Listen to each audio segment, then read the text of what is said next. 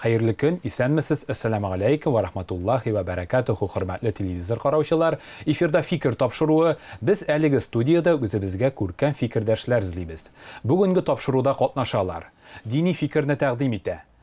Mərkəzimizin Konstantinovka bistəsindəki yana tüzülüb kilgan Rauda məşidi imam xatibi, tanılğan jurnalist, Bulgar radiosu olub baruşısı Fail Hazret G'imadov. Assalamu aleykum ve rahmetullahi ve berekatuhu Fail Hazret. Aleyküm assalam, İlyas dostum. Assalamu aleykum dostlarım, televizor qarawçılar. Dünyavi qarashni təqdim etə, Tatarstanның at qazanğan sənğət işliklisi, tanılğan yazışı, şair, dramaturg, mifolog, Edebiyat bilgisi Galimcan Ağa Gılmanov. Hayırlı gün Galimcan Ağa. Aleykümselam diye bir tezkire. Hayırlı günler hem Tukay günleri bilen. Amin. Bik matur beyramga to'g'ri keldik. Hayırlı bayramlar bo'lsin. Biz endi hurmatli qonaqlarimiz topshiruvimizni g'odigina so'rovdan boshlarga ko'nikkan. Kayflarigiz nechik? Galimjan Ağa. Allohga shukr. Allohga shukr. Ko'nglim Alhamdulillah. Men de Galimjan Ağa'nın sözlerini qo'shilib aytasim keladi. Bo'lganga ming shukr. Alhamdulillah. Qonaqlarimiz bir-birisi bilan tanish, do'stlar, kayflar ko'tarinki, shusha motor ko'tarinki notada topshiruvimizning birinchi ulushini, tanishuv ulushini ko'shigali. Tanishuv ulushini boshlab jibaramiz. Hurmatli fikrdoshlarimiz, bizga әлеге ulushda bir-birimizning ishchanligini beya berib ketarga kerak bo'la. Bizning muhtaram qonog'imiz Galimjan Ağa'y. Yanashagizda diniy vakil o'tira. Dinge münasebetiniz bugünkü günde neydi? Dinge münasebetim eybet. Amin. Öyle beyttir. Eybet. Çünkü kat öyle beytlere gerek bu sizde. Çünkü cuma namazını kaldırganım yok. Gündelik namazlarımda tutarga tırışam. O әлеге barıp çıkmasa da jeyip de okuyayım. Lakin gündelik namaz gerekte ikindilerini ile namazın, ikindi namazın gelinde bizning Türkümüz var. Tatarsan kitap neşriyatında jigitler bilen şuşulay indi. Hem ayırım şunday matur dualı jiyinlar jiyip üzara matur etip gine vaqt ötkürəbiz. Hem özümüzün köngülübüzün nişiktir terbiyeleybiz diye teginde biz hele başlap şuşu yolga kirip gine Kilgen indi, lakin şol vaqtda indi 2 yıl boyu bir bütün Kazan meşitlerinde yürüp çıktım.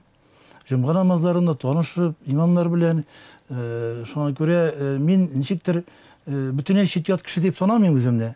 Benim enkeyde adalı kişiydi, namaz iyesiydi. Ata-babalarım da şolay bulgan. Lakin indi mene biz yazışılar elbette direkt sanaraq da kilebizdir. Şuna da qaramasdan min özümne şaqtığına yakın kelgen kişi deyip sanayım mene şu imani dünyaga. Hem dostlarım da şaqtı, imamlar arasında da var. Her meşitte diyerlik. İftarlarga da şakırdılar. Onda da şoluk vakitte köpkene namazlarını özüm kıymet bilen başlayayım. Nичектир көңілім мene şuşunday yolga ruhlanıp tura. Bik rahat mene şuşunday halatda yaşau hem şuşu yolda nичектир olga barış dep eteginde. Men özümne bugün günde bu dünyada şaqtığına joylu hem bik nişe getirgende bik komfort olsun kirdiğinde komfort his etem. Mene men bik rahmetli özümden yaş dostlarıma, mene benim Türkümge, men ustazlarım benim alar 30-40 yaşlı kişiler. Mene bugün 66 yaş. Men şunun bilen de baxetli çünkü süyünüş var. Yaşlar kelgen birinci mene alar alıp kirerler şu dünyaga. Indi mene dostuma kelgende indi benim bugünkü fikirdaşım diye betlebetinde fikirdaşlar bularak keldik. Men köpten bilem, üylerinde bulganım var. Fayıllarının üylerinde etiyeniler bilen yaşap oturgan var. Bik imanlı, bik yaktı şıraylı, mülayim köngüllü şunday goyle. Indi işine kelgende Bulgar adıyısında şulay köp ertebeler bulgan var. Türlü temalar, fani temalarda, dini temalarda, şola vakitte bir mifologiya, edebiyat meselelerinde de şiirler de okup çıkan var. Hemen bütün yaklapta biz tanış, türlü temalarga süyaş alabız. Allah'a şükür şunday dostlarım var. Mr. Rahmat Галимҗан абый, әлеге җавабыгыз өчен. Фаил абый, сез үзегез дә күпмедер дәрәҗәдә каләм тибрәтүче кеше, язучылык һөнәренә мөнәсәбәтегез нинди? Әйе, язучылык һөнәре инде ул минем әйтәләр бит әле җилегемдә дип әйтәм. Балачактан ук инде мин шул язу сызу белән шөгыльләнәм. Гомумән шул өлкәдә булганга мине шушы еллар журналистикага китерде. Хәтта дингә килүнең дә сәбәбе шулдыр әле. Бу темага караган бик күп кенә әсәрләр укырга ярата идем әйме. Шул сәбәпле менә Мөхәммәдия мәдрәсәсенә дә кирип тәмамлап чыгу, Имам Хатип шундый вазифасына алынуда минем шушы иҗатым белән күбрәк бәйләдер инде бит. Гомумән Галимҗан абый инде минем турында шул кадәр зурлап әйтте. Бик зур рәхмәт.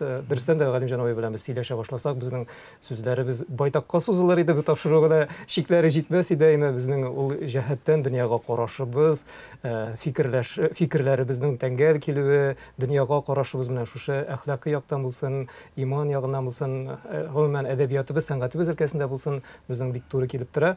Һәм бүгенге фикер алышуда инде бу тагын да күбрәк ачылыр дип уйлыйм мин. Шабит Галимҗан абый. Чөнки үзенчәлекле тема, әле бу темага сөйләшкән югы. Бик җай чыкты. Рәхмәт чакырулар өчен шушы безне зурлап шулай ди. Сезгә бик зур рәхмәт килгәнегез өчен. Без инде тапшыруыбызның беренче танышу өлешен тамамлап, акрын гына аның төп өлешенә, фикерләшү өлешенә күчик әле. Фикерләшү өлешен башлап җибәрәбез. Хөрмәтле кунаклар, бүгенге фикерләшүгә тема иттереп күз тию темасы алынды. Галимҗан абый әдәбиятында фантастик хыялый һәм маҗаралы мотивлар керткән данлыклы әдибебез. Аның әдәбиятына хыялыйлык, серлелек иңдерелгән. Фаил абый инде ул безнең күз тиеп килгән кешеләрне бер вакытта да кире борып җибәрмәүче, күз тиюләрдән эшкерүче дин әһлебез. Шуңа күрә мин сезне бу тема турында фикерләшергә лаек шәхесләр дип саныйм. Әкрен генә беренче сорауга күчик әле.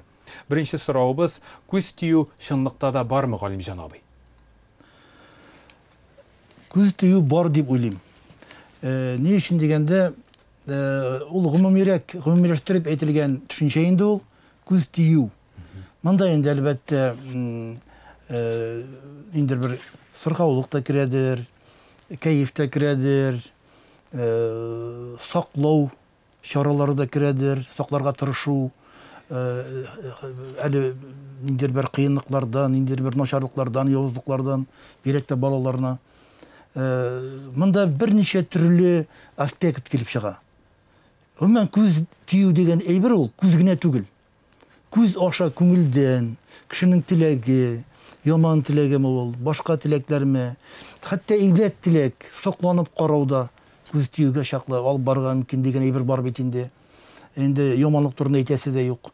Менә бу аспектларны караганда, әле бит күз тиюдән саклау дигән әйбер бар. Һәм күз тигән кешене имләү, дәвалау дигән әйбер дә бар.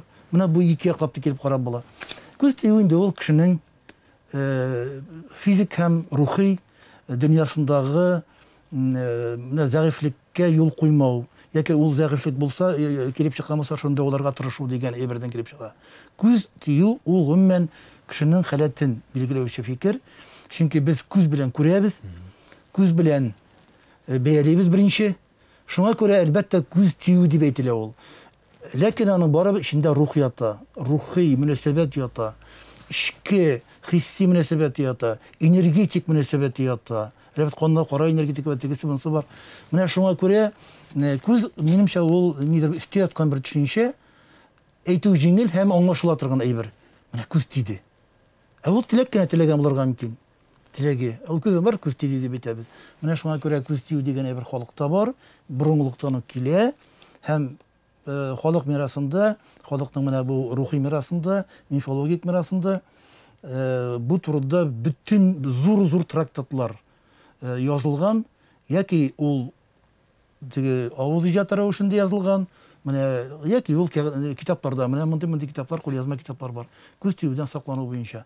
Шуңа күрә бар дип әйтергә кирәк бу чаракта. Без рәхмәт Галимҗан абый җавабыгыз өчен. Фаил абый, сез күз тигән кешеләр белән турыдан-туры очрашасыз. Шул тискәре энергия эшкерүче кешенең үзенә дә күчә дип ишеткәнем бар. Бу чынлап та шулаймы һәм күз тию дигән энергия чынлыкта да бармы?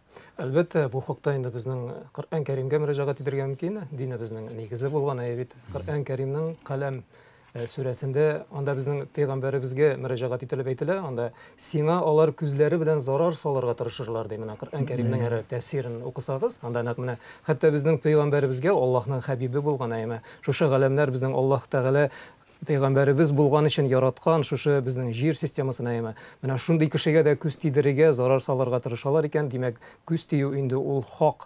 Һәм гомумән безнең пәйгамбәребезгә тормыш юлына мөрәҗәгать итсәк, ул үзе дә үзен-үзе эшкәрә торган булган әйме. Үзенең оныкларын, якыннарын эшкәрә торган булган, күз тиюдән саклана торган булган. Һәм дөрестән дә менә күз тию инде галим җанабый аны менә физика законнары белән, рухилык белән дә, матдилек белән дә аңлатып китте. Дөрестән дә без күз аша 80-90% әйме информацияны алабыз.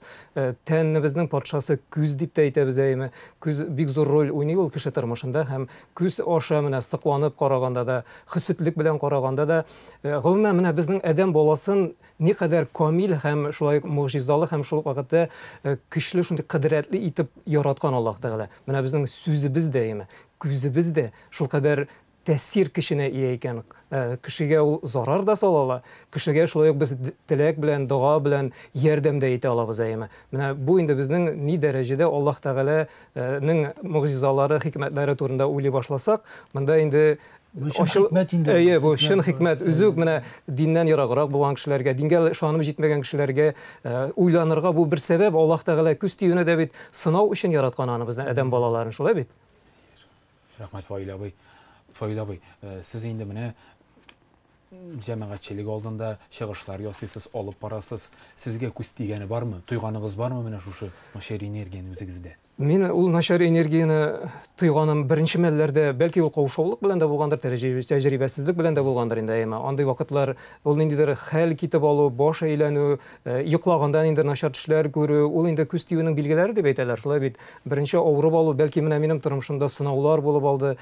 Мин берәр ел тирәсе эшли алмадым әйме, шул авыру нәтиҗәсендә хәтта табиблар да миңа син элекке кешеңдә эшли алмаска мөмкинсең, син зәгыйф калырга мөмкинсең дип әйткәннәр иде. Ләкин Аллаһның рәхмәте, Аллаһ Тәгаләгә мөрәҗәгать итү, Аллаһ Тәгаләгә якынаю, ул инде Аллаһ Тәгалә бөтен нәрсәндә үзе җайлый, үзе дәвалый, үзе шифасын бирә, үзе белүче әйме. Һәм Аллаһ Тәгалә әйткән бит, мин үземә дигән адәм үзем теләгән кешеләрне теләсә нинди юл белән китеремен дигән.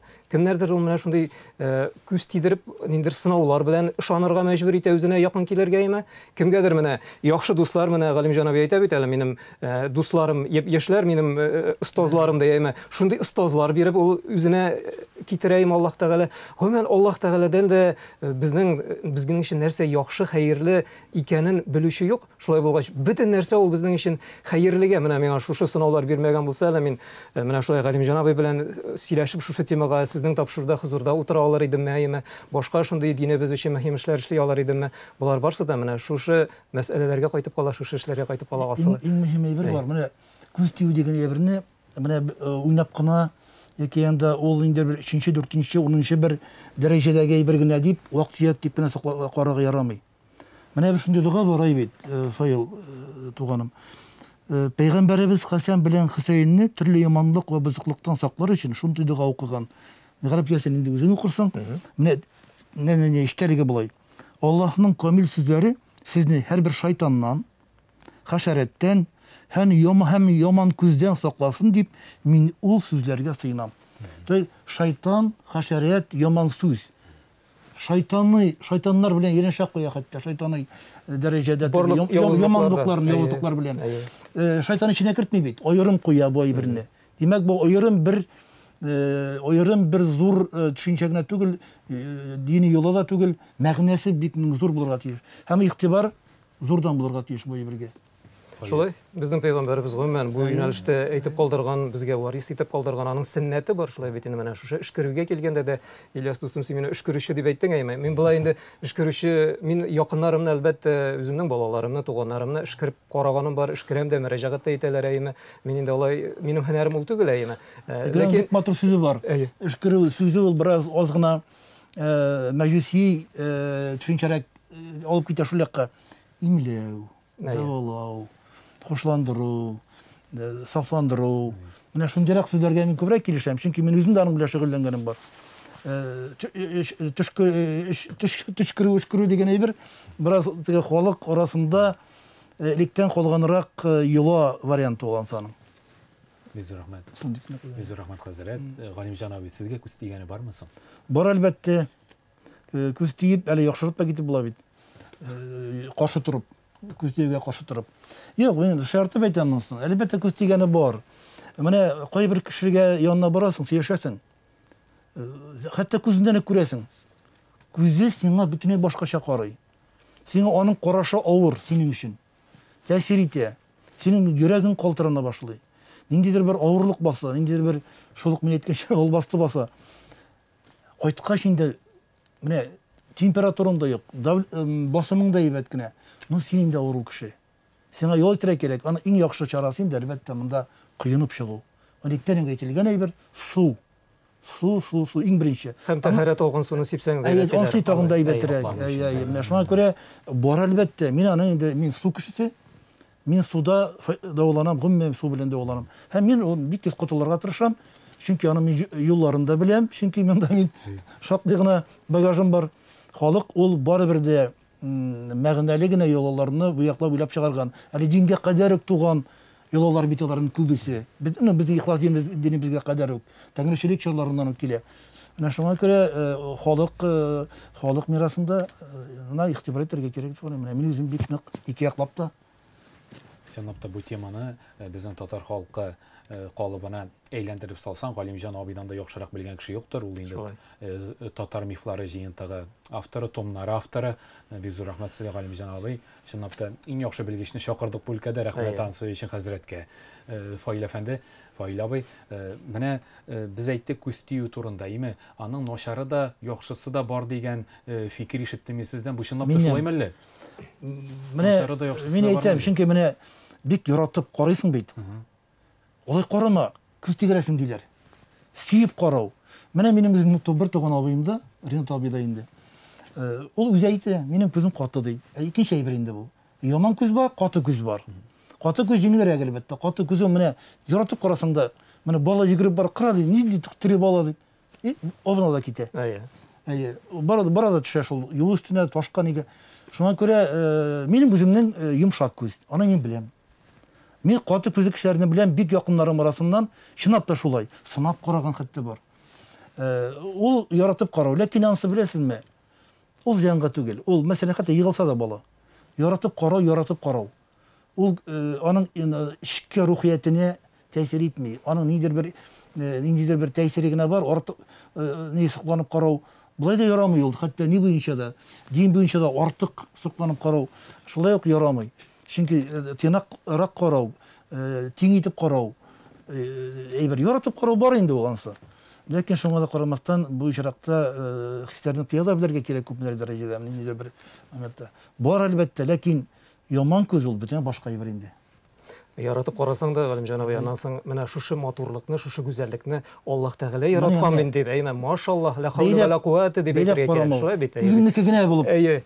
Карауда дигән итергән. Шушы матурлыкның авторын искә алырга кирәк. Ул Аллаһ Тәгалә, шулай бит. Шул чиракта менә күз тими, менә сез әйтәсез бит. Әгәр ул балага менә йөгереп барганда карасагыз, субханалла, машалла, ла хавла ва ла куввата дисәгез, ул бала егылмас иде. Шулай бит. Һәм гомумән үзеңне эшкәргәндә дә, үзеңне аның менә сез бик әһәмиятле дугасында әйттегез, ләкин ул дуганы менә гарәпчә калдырырга авыр булса, менә шушы безнең Аллаһны искә алырга кирәк. Аллаһ Тәгалә кадир, Аллаһ Тәгалә шифа бирүче дип менә шуга кабатлап зикердә генә йөрсәк тә, без инде шушы начар энергиядән, шушы күз тиюдән бик җайлы ятларга. Әйе. Үзем гарәп телен укыган кеше бик җайлы.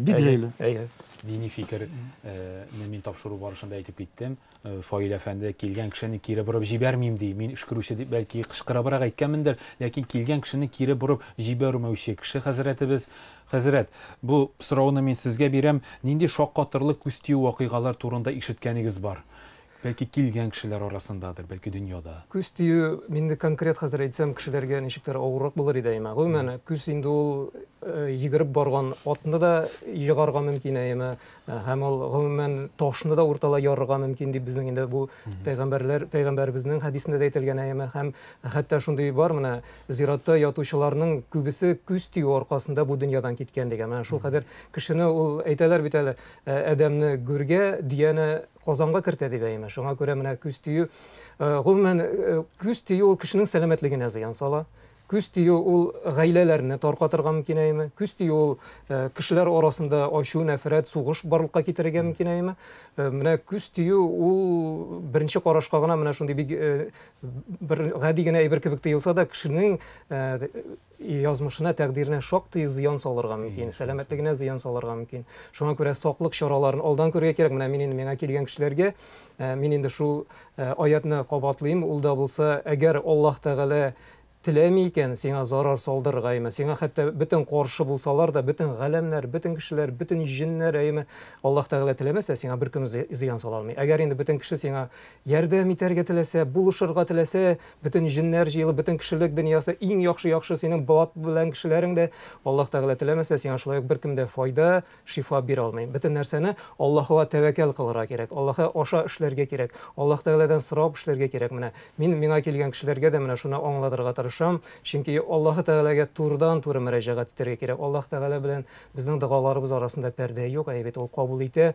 Аңа таба бер адым атласаң, ул сиңа йөгереп килә диләр. Аллаһ Тәгалә белән араларыбызны тизекләндерергә кирәк әйме. Безнең ниндидер гөнаһларыбыз бардыр, менә шулар аркылы бәлки якыннарыбызны ничектер менә шулай туры юлга, Аллаһ Тәгалә юлына юнәлдерергә. Менә шулай итеп, менә Галим җанаб әйткәнчә, шундый дуслар, кемнәр арбасына утырасың, шуның җырын җырлыйсың әйме.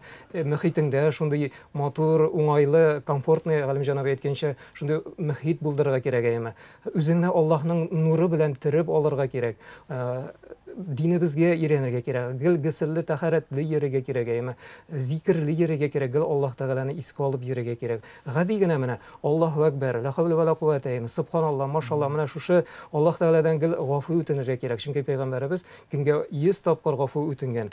Астагфируллаһ дип менә булар да безне менә шушы бөтен начар энергиядән саклый, күз тиюдән саклый, бәла казалардан, явызлыктан, җиннәрнең шәрреннән, бөтен нәрсәдән саклый. Һәм монда инде пәйгамбәребез калдырган, пәйгамбәребез Мөхәммәд саллаллаһу алейһи ва саллям бөтен пәйгамбәрләрнең дә таҗы булган әйме. Шушы дөньяга рәхмәт өчен яратылган пәйгамбәребезнең сөннәтен үтәргә тырышырга кирәк. Шул чиракта без инде бу дөньяда да, ахирәттә дә бәхетле булырбыз иншаллаһ. Төпен әйтәм, чөнки бөтен кешедә менә кемгә мөрәҗәгать итәр, менә миңа, башка кешегә дин әле юлына кирип кенә баручы буларга мөмкин, әле теләге генә булган кешеләр менә бар, әле үзен багышлап кына килүче бар. Олар бит, олар менә мин менә әле генә әйткән бөтен тәгълиматны белмәүләре дә бар. Олар нишләй? Олар ничек ярдәм итә алар? Моңа ихлас, теләк кирәк. Теләк кирәк. Әлбәттә ул Ходай Аллаһ Тәгалә белән бәйле кәлимәләрне белергә тиеш, беренче менә әйткән. Ләкин әле башкасын белмәү дә бар. Менә бу чиракта ихласлык, ихлас бөтен күңелдән бөтен теләкләрне теләп, әгәр дә үзеңнең менә шушы аркасыннан гына сөйп, башыннан итеп, матур язмыш теләкләре теләп, ниндидер бер күңелеңне ачып, һәм ул сиңа күңелен ачып, матур шушы изге хисләреңне аңа иңдерә алсаң, бу да шулай ук дәвалауның, нәшә әйткән теге кешене сакландыру, имләүнең бер чарасы инде. Чөнки халык бит, борынгы халык бит инде безнең ихлас динебезне әле белмәгән. Ләкин ул шушы үзенең ихлас теләкләре белән бер-ике нәфсен сүз әйтеп имләргә тырышкан. Һәм терелгән кешеләр бит. Терелмәсә ул калмас мираста. Димәк, очраклар күп булган. Шуңа күрә мин әйтәм, әлбәттә менә дини тәгълимат ул иң югары дәрәҗәсе аның. Бу менә контактта менә шушы процесста. Ә инде кемдер менә әле кирип бетмәгән, кирип кенә бара шушы дини үзебезнең юлыбызга. Алар инде күңелләре белән, ихласлыклары белән, миһербанлыклары белән, шушы ярдәм итәргә тырышулары белән, омтылышлары белән, үзенең энергетикасы белән, авырысы белән, психологик халәте белән ярдәм итә ала. Чөнки бездә контакт гел бара. Рухи контакт бара бит. Позитивта булу дип әйтергән генә. Шуңа күрә теге мин бит инде белмим, дуга белмим бит мин, ничек инде ярдәм итә алам дип утырмасыннар дип әйтәм тыңлаучылар. Алар килердәр әкрен генә, чөнки менә файлны тыңлаулар әйбәт кемдер минем мисал бар әйбәт. Юл бер генә безнең. Бары тик шушы иман юлы гына. Бара бөтен кеше шунда килергә тиеш. Галим җанабый, сезнең нинди күсти вакыйгалар ишеткәнегез бар, чөнки мифолог кешедән моны ишетү тагын кызыклырак булыр иде. Вакыйгалар ишеткән бар, чөнки мин махсус кызыксынган кеше. Һәм качандыр яшьлегемдә менә бу экстрасенсорика белән шөгыльләнгән кеше. Үзем хәтта дәвалаган кеше. Ләкин дәвалаган һәр вакытта да әнкәйдән дәвалар яздырып, дәвалар укыйлар идем. Менә бер сеансларга минем үзем теге ничектер не контакт, не массаж сеансы бар инде. Бар кешегә әйбәт булып китә, әйтеп китә. Ләкин доганы укырга тырыша идем. Әле мин анда ныклап белеп бетермим. Кешенең күз карашын, күз явын дип әйтәбез, күзен алган күз тиюләр бар. Менә бер авылда мин очрадым аны. Бер авылда кеше сукрайган. Шул чагы күз тигән, күзгә күз тигән. Бер нинди дә сәбәп юк, бер дәлил дә юк, бер нәрсә юк, бер механик ни дә юк, ташта кертмәгән. Ләкин ул инде бер кеше белән аралашканда, шул кеше кайтса, күз аллары караңгылана башлаган. Күзен алган. Күзгә күз тию, ул иң югары дәрәҗәсе. Синең контактны дөнья белән алу. Менә шуннан соң инде имләүгә ул кешеләрне белмәделәр, очраклар кешеләр булганнар. Ниндидер бер очраклар ала, шулар аркасында шулай килеп чыккан. Һәм шунда 2 кешегә барганнан соң инде бик көчле бер менә шулай ук дини кеше ул. Имамлык булмаса да ниндидер шушы мәчет карты дип әйтәк инде эшкереп, шушы имләп, буквально 1-2 мәртәбә утыруда кайтара. Күзен кайтара, карашын кайтара, дөньяны кайтара. Мин шушындый очракны беләм. Әлбәттә инде балалар очраклары бик күп. Ләкин күбрәк менә миңа мөрәҗәгать итәләр, сиңа түгел, миңа да әзрәк мифологияны белгәч, кая берәр юкмы шунда берәр әфсен-төфсен диләр митәм. Әфсен-төфсенгә иңгелек митәм, дәгыларны укы дип әйтеп җибәрәм инде. Хәер бит акыллы мин хәзер әйт. Ләкин әфсен текстларда бергән чаклар бар иде. Мин әйтәм, балаларны иң беренче саклау ягын карагыз. Инде авыру эләктергәнче үк профилактикасын карый. Профилактика мөһимрәк булырга тиеш. Шуңа күрә инде мин үзем дә балаларны әйткән бар, чөнки аны кайбер моментларын беләм. Шул дагалар белән бөтен дагалар бар, бөтен җирдә. Аллага шөкер, хәзер безнең шундый әйбәт ниләр бар, җентыклар бар. Менә шулай иттереп мин кайбер балаларга шулай матур гына иттереп хәлләрен яхшыртканым бар. Ул минем иң бәхетле минутларым. Менә күңел шул кадәр сөенә шундай. Теге инде бөтен сыгылып биткән балалар ничектер үземнең күңелем белән, дугаларым белән һәм мөнәсәбәтем белән шушы күз тиюдән кайбер үземнең яшелтен генә процедураларым белән үземне белгәнрәк һәм бала янып китә, елмаеп җибәрә. Ул бик зур әйбер ул. Бик зур әйбер менә минем өчен мәсәлән. Ул вакытта Галимҗан абый ничектер менә үзеңдән индидер бер яңа сулыш, яңа куәт, яңа энергияләр килгәнен сизәсең әйме. Сиңа Аллаһ Тәгаләгә менә ярдәм килә. Чөнки син Аллаһ Тәгаләдән сорыйсың бит инде. Гел аның белән сораша бара. Ул сиңа ярдәм итә, менә ул сиңа көчеңне, куәтеңне тагын да арттыра, шул кешегә ярдәм итү өчен менә Галимҗан абый сөйләгәндә безнең бит инде хәзер телевидениедә, радиода эшләүче кешеләр бигрәк тә кеше белән эшлибез бит инде без. Менә экран аша безне күрәләр, фотоларыбызны интернетта күрәләр. Менә минем дә исемә төште. Бер танышым, хезмәттәшем дип әйтик инде исемен әйтеп тормыйм. Менә шулай ук менә телевидениедә эшли, шулай телевидениедә эшләп чыктым да ди, кайтып барганда ди, көтмәгәндә, уйламаганда башыма йомырка зурлыгында шиш килеп чыкты ди. Авырмыйм ди, яйме. Бер нинди симптомнары юк ди, яйме. Нишләргә белмим ди. Менә шулай әниемә шалтыраттым ди, ул инде үзенең киңәшләрен бирде ди. Менә Галимҗан әйткәнчә шулай эшкереп су, туз белән белгән дугаларыңны укып, шуның белән кыен дип әйтте ди. Менә шулай итеп эшли, дугалар укый ди. Менә шулай бетте. Менә дәрестән дә ул инде хаклыганың бигрәк тә менә кемнәр гел җәмәгатьчелек алдында, гел кешеләр алдында, гел турдан-туры эшли. Бөтен үзебезнең теге булган матурлыкларыбызны, байлыкларыбызны дип әйтгәндә без инде хәзер интернетка нәрсә ашыйбыз, нәрсә киябез, кая барабыз, бөтенесен дә куярга тырышабыз. Кая барачагыңа чаклы. Бәлки алай кирәкмидер дә, чөнки төрле күз бар, төрле фикерле кеше бар. Бераз тыйнаграк та булырга кирәктер. Менә бу җәһәттән инде үзебезне, якыннарыбызны сакларга телибез икән, тыйнаклык булырга бик Инстаграм чорында мин гел әйтә идем дусларыма. Яңа туган балаларын да куялар. Гаиләләрен куялар. Бик киенмәгән чакларда куялар менә. Шәп-шәрә балалары белән ничектер уйнап йөриләр. Гомумән шәрә баланы очарга ярамый дөньяга. 40 көнгә кадәр баланы да күрсәтергә ярамый. Гомумән ярамый әле. Булар инде бер-берсе белән дә, ниләр артисткалар бер-берсе белән җырлыйлар. Тегендә монда интим сәхнәләр, ниләр барында сәхнә күренешләр. Ни куясым итә, нәрсә ашыйлар? Кая ялга барганнар, диңгездә кыйналар. Ул бит менә шушы син мөмкинлек, син ачасың. Кеше күзенә, яман күзгә юл ачасың. Яман күз дегенің яман күзгіне түгіл, мен еттім оланың ол үске яғына. Кішінің ішке сіңе болған яман мүнесебетіне, яман кімдір кінлеше қысет кіші бар. Кімдір яратып, қарап та қатты сені қошағында онсыза бетінде айтып кетті кейбет. Ләкин көбірек қысетлілік көп. Кішіде, қазіргі заманда бигерек те көп. Шынки бойлар көбейді, бой көбейген сайын. Оңа мүнесебет өзгере башлай бет. Шуңа көре міне шул Инстаграмы заманлары әлбәттә тыелған мығайынды ол. Ләкин контактысы бар, аның башқасы бар. Мында инде әйтәсе килә, гомумән менә үзеңне саклар өчен менә хисет булмаска, киң күңелле булырга кирәк, позитив булырга кирәк. Елмаю да садака дигән, елмаеп Аллаһ менә ул байлыкны бирә бит инде кемнәргәдер менә Галимҗан абый әйтә. Ул байлыкны Аллаһ Тәгалә бирә бит аларга, шулай бит. Һәм әгәр инде син көнләшәсең икән, нәрсәдер алар турында начар уйлыйсың икән, димәк инде син Аллаһ Тәгаләгә дә уга белдерәсең дигән сүз әйме. Аларга изге теләк теләргә кирәк. Андый байлыкны миңа да бир, якыннарыма да бир. Я Раббым, син бит юмарт, син бай бит. Шулай дип дуга кылырга кирәк әйме. Ничектер аңарда бетсен дип түгел. Киресенчә артсын, аларда да артсын әйме. Бездә дә булсын бай яшик, матур яшик. Иң мөһиме шушы Аллаһ биргән нигъмәтләргә шөкр итеп, рәхмәт итеп яшик. Менә шул чакта бернинди күз тими. Һәм бай да булабыз, сәламәт тә булабыз иншалла. Нәкъ сен әйткән сүзне әйтәм. Икенче дуга. Мин ике дуга әзерләп килдем. Чөнки ул бәлки инде ул синең өлештә, ләкин минем өлештә ул. Менә барыбызның өлеше. Күзең тиюдән. Менә син әйттең үзеңне менә синең күзең тию бар. Менә килет кенә. Белмибез дә без аны. Я бер кенә миндә түгел бит ул дип. Яки анда каран байыган бул дип куясың айбет. Ул инде без аңа күзне җибәрдек. Нурны җибәрдек, начар.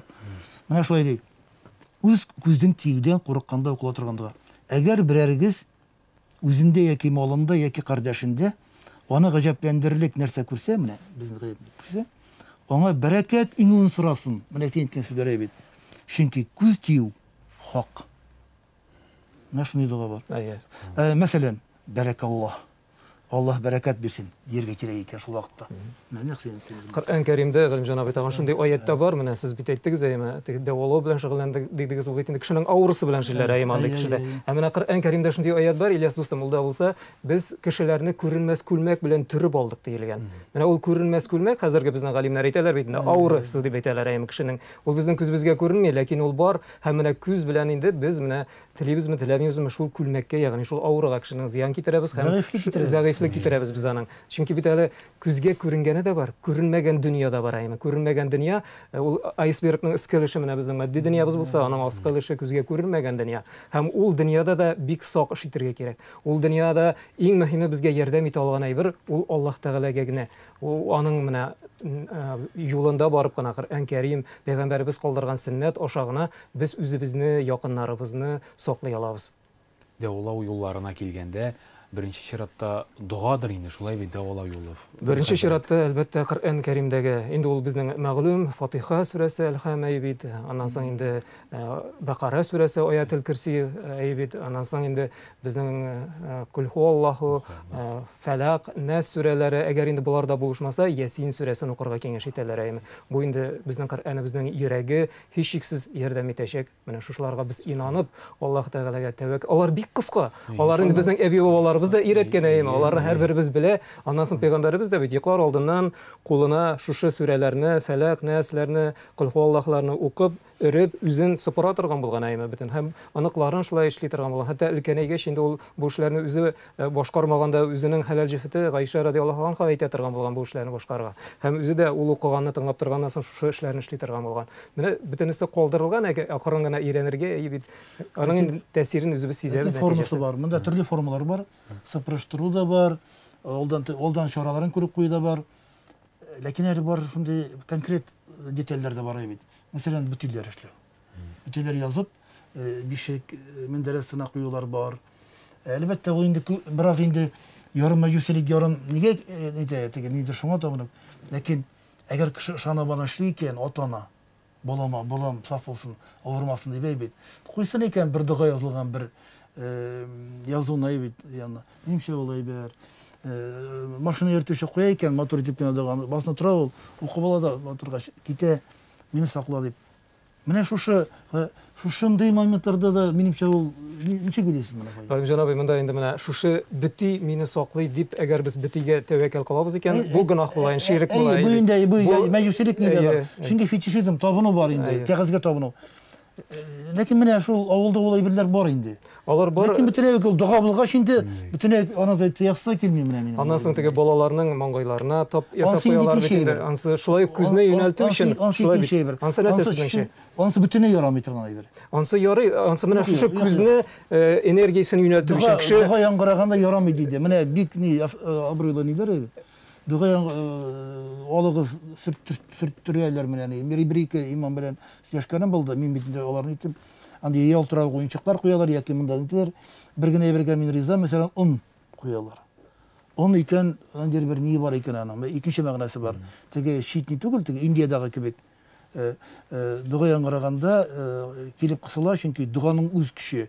Теге үзенең неен бирә. Аларның бер нинди көче дә юк, Галимҗан абый. Монда инде дугадан да Аллаһ Тәгаләдән дә өстен бер әйбер юктыр дип саныйм мин. Булар күзнең энергиясын юнәлтү өчен менә балага сыкланып карамый, уларның ниндер табын, ул рикошет дип әйтәләр бит әле. Менә шул энергияны теге көчсезләндерер өчен, шуңа күрә дә инде теге бала бит инде башкачарак тәэсир итәчәк анага. Шулай бит, менә шуның өчен генә ул. Бары тик шуның өчен генә. Ярый, аңлашылды, ярый. Мин килешәм. Чөнки мине әзрәк кенә буташтырдылар бу яклап әйбит. Шуңа күрә мин әйтәм, буямагызмы әйтәм. Лучше бер дуга укыгыз дип әйтәм инде. Анардан да өстен әйбер юк. Biz рәхмәт сезгә, хөрмәтле кунаклар. Без инде фикерләшү өлешен тамамлап, аның ахыргы өлешенә, нәтиҗә өлешенә күчик әле. Нәтиҗә өлешен башлап җибәрәбез. Хөрмәтле кунаклар, нәтиҗә өлешендә сезгә бер-берегезгә күңелегездә калган бер сорауны яудырырга кирәк була. Галимҗан абый, сез тәҗрибәле кеше, беренче сүзне сезгә бирәбез. Фаил хәзрәт уйлый торган арада дингә мөнәсәбәтле нинди соравыгыз бүгенге көнгә кадәр күңелегездә җавап таба алмый йөри? Рәхим итегез. Әдәбият белән белеп әйтәсем килә. Әдәбият белән мин язучы бит әле. Әлбәттә. Менә әдәби әсәрләрдә без төрле сихir күренешләрдә, төрле эшкерү, ырым-шырым дип әйтегендә, әфсин текстларда бирелә кочагында. Укучылар аны кочагында алданып та шуңа ереп тә китәләр бит. Ләкин ул шушы кешенең образын язмышын биргәндә, тормышын биргәндә, аның фаҗигасын биргәндә, яки драмасын, яки киресенчә бәхетенә бара торган юл өстендә кирәк була безгә әйтергә. Чөнки бит әйбәт булды дип язып булмый, яки әйбәт вакыйга белән язып булмый язмыш. Язмышта төрле хәлләр була. Менә шуларны без бирәбез икән әдәби әсәрдә. Биреште бирмичә булмый, чөнки менә ул бер ни укыды дип кенә булмый бит инде. Бер-ике текст бирмичә булмый берничектә. Яки менә бала таба алмый, менә минем албастан икенче бала таба алмый торган ханым турында. Эш керә башладылар шунда. Халыктан килгән бер-ике әйбер белән. Дугасы да бар, ләкин һаман таба алмый. Текстны бирергә туры килде. Үзем уйлыйм. Бу бит мәхәл каршы әйбер хәзер. Икесе бер нигә өемгә йилде булар. Күңелдә күпмедер шундый шик бар. Ләкин бирәм, чөнки әсәрне тулысынча дәлилләп бирергә кирәк. Мин үзем калдыра алмыйм булай берне. Бу әдәби әсәргә яраклы. Без әдәбиятта менә шу дини үзебезнең тәгълиматыбызга зур хилаф кылмыйбызмы бу юл белән? Халыкны ялгыштырмыйбызмы? Дигән бик шиҗәлекле сорау бирәсем килә сиңа. Галимҗан абый, рәхмәт. Бу сорауга сезнең күңелегездә, йөрәгегездә үзүк җавап бардыр дип уйлыйм инде. Әгәр сез бу сорау борчымаса, миңа бирмәс идегез анаема. Һәм инде мин язучы булмагач, үзем бу сорауга камил итеп, тигәл итеп, төптән җавап та бирә алмам әйме. Нәкъ дини кеше буларак. Дини кеше буларак. Менә ничек ул сезне өркетмиме, куркытмыймы, шикләндермиме бер? Сез бит әдәби әсәр укыганда ул текстка керәсез. Ләкин мәҗүси текст ул. Аны бит укучыларга мөмкин, каядыр кулланырга мөмкин бит. Ләкин бу тормыш кешенең язмышында аны бирмичә дә булмый кебек. Әле әдәбият берәйберме ул, дин икенчеме? кешегә бит инде акыл нигъмәте бирелгән, шулай бит. Ул сөйләп алсын. Ихтыяр бирелгән, сөйләп алу мөмкинлеге бирелгән. Әйме ул аны укып ниндидер нәтиҗә ясый, хак юл ул бер генә бит инде, шулай бит. Аның калганы шушы юлларга чыгар өчен ярдәм итә дип уйлыйм мин. Шуңа күрә сез язгансыз икән, кешене ул уйландыра икән, ниндидер Аллаһның биеклеге турында әйме. Менә шушы төрле юллар кешеләр әле чын асыл юлны тапканчы, әле адашып йөрүчеләр дә булган әйме. Менә булар инде барсы да булган бит инде алар әйме, тормышта булган. Тормыш булган өчен бирәбез дә инде. Ул гыйбрәт өчен бирәсез аны. Гыйбрәт өчен. Нәкъ менә шул юнәлештә булган икән. Шак кына җавапны әйтеп битерәм. Беләсең дигәннән. Беләм кебек мин аны. Чөнки янәше үзебезнең ихлас динебезнең мөмкинлекләрне биргә кирәк. Әлбәттә. Чагыштырып. Ул шунда күрергә тиеш дип уйлыйм. Әлбәттә. Мин шуны бирмәсәм, буны гына бирсәм, әлбәттә ул ияргә мөмкин аңа. Янәше без әгәр дә үзебезнең хакыйкатьне бирәбез икән, хакыйкый динебезнең бирәбез икән, сүрәләрен, аятларын, мәгънәләрен, минемчә ул ялгышмас дип уйлыйм. Дөрес әйтәм бит. Нәкъ шулай. Нәкъ шулай сез киресенчә менә туры юлга кешене этәрәсез. Киресенчә асылны аңлатып бирәсез. Чөнки чагыштырганда гына бәхәстә генә дөреслек туа диләр. Безнең бүгенге фикеребездә дә шулайрак булды. Бит. Файлабый, мөхтәрәм язучыбызга каләм иясенә булган соравыгызны. Галим җанабыйга шулкадәр хөрмәтем бүген тагын да артты. Менә сөйләшүдә мин аның ни дәрәҗәдә менә шундый улпат, ни дәрәҗәдә рухи яктан бай һәм безнең әдәбиятыбызны, сәнгатебезне төптән белүче, яратучы, милләтебезнең улпат шәхесе итеп мин белә идем. Бүген дә нәкъ шулай булды. Ул безнең дин өлкәсендә дә менә шулай. Мин Галим җанабыйга бер сорауга бирәс килә. Ул инде менә кешеләрне дә аладым дигән сүзләре миңа бик тәэсир итте. Кешеләрне үзе сәламәт булмаган кеше дәвалый алмый беренчедән. Мин шулай уйлыйм. Үзе сәламәт кеше генә кешеләрне дәваларга хокуклы дип саныйм әле мин. Бит үзе авыру кеше ничек инде ул башкаларга акыл өйрәтсен шулай бит. Бу җәһәттән Галим җанабый сезгә мин бер генә түгел, ике сорау бирәсем килә. Хәтта менә сез ничек итеп үзегезнең сәламәтлегегезне менә шулай формада тотасыз дип әйтим соң инде. Һәм менә әгәр сезгә киләчәктә сез инде кешеләрне дәвалаган кеше буларак, сезнең менә шушы динебез өлкәсендә менә шушы дусларыгыз, хезмәттәшләрегез белән әйттегез бит әле без шушы юнәлештә барабыз дип. Тагын да сезнең гыйлемнәрегез ачылып, Аллаһның хикмәтләрен биреп, киләчәктә бәлки кешеләрне менә эш күрү, дәвалау шундый сезнең ниятләрегез юкмы? Менә шул сорауында бирәсе килә. Башта әйтеп куям, юк.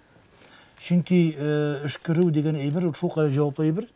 Мин аны бит үттем дип әйтәм. Инде 30 ел элек булган әйбер турында әйтәм мин аны. Исрасин 90-нчы елларда чыга башлаган әйбер. Миндә мөмкинлеге бар. Миндә ул ни бар? Ничә сәләт бар. Ояткысы салынган. Салынган әйбер. Һәм минем үземнең методика бар, массаж методикасы.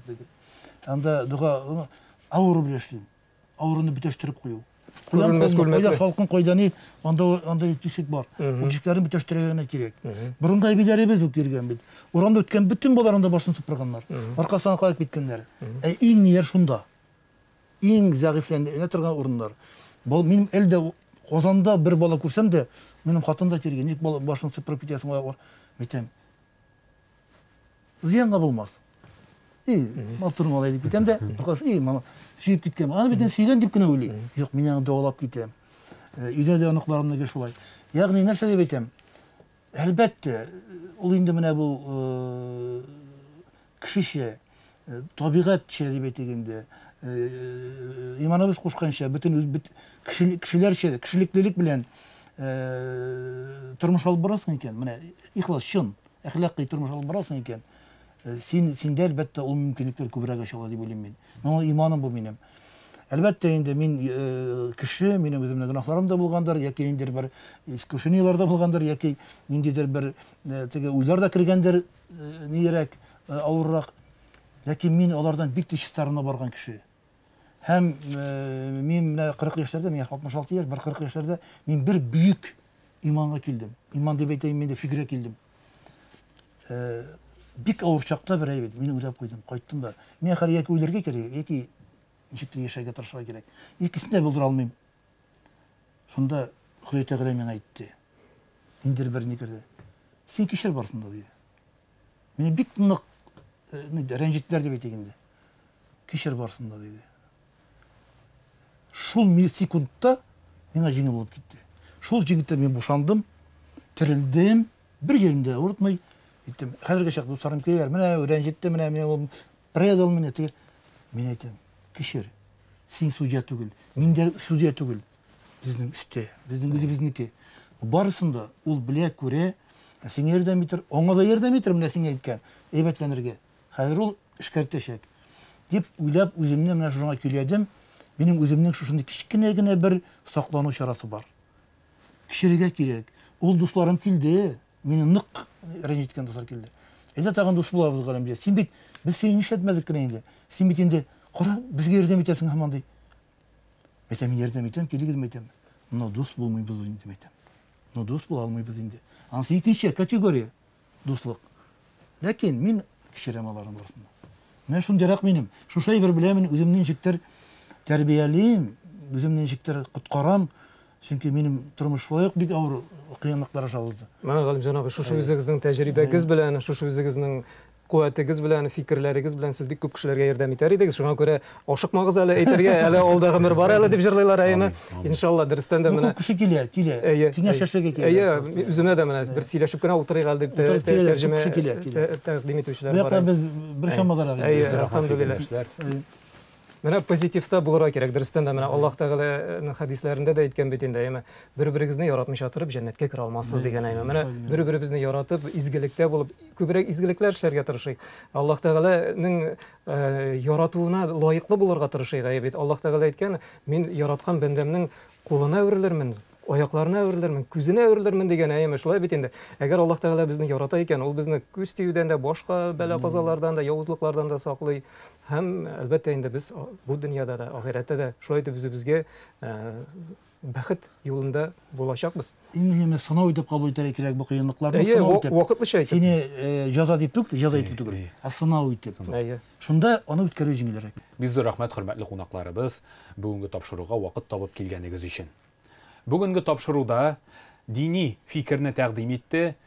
Мәркәзебезнең Константиновка бистәсендә төзелеп килгән яңа Рауда мәчетенең имам-хатибы, танылган журналист, Булгар радиосы алып баручысы Фаил хәзрәт Гыймадов иде. Бик зур рәхмәт, Фаил хәзрәт. Ассаламу алейкум. Алейкум ассалам, үзегезгә рәхмәт. Исән сау булыйк.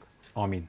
Дөньяви карашны тәкъдим итте мөхтәрәм язучыбыз, Татарстанның атказанган сәнгать эшлеклесе, танылган язучы, шагыйрь, драматург, мифолог һәм әдәбият белгече Галимҗан ага Гыйлманов. Бик зур рәхмәт, Галимҗан абый. Сезгә рәхмәт менә чакыруыгыз өчен. Бергә булыйк, бердәм булыйк, дус булыйк. Без әлеге студияда үзебезгә күркәм фикердәшләр эзләдек һәм мин аны бүген эзләп таптык дип саныйм.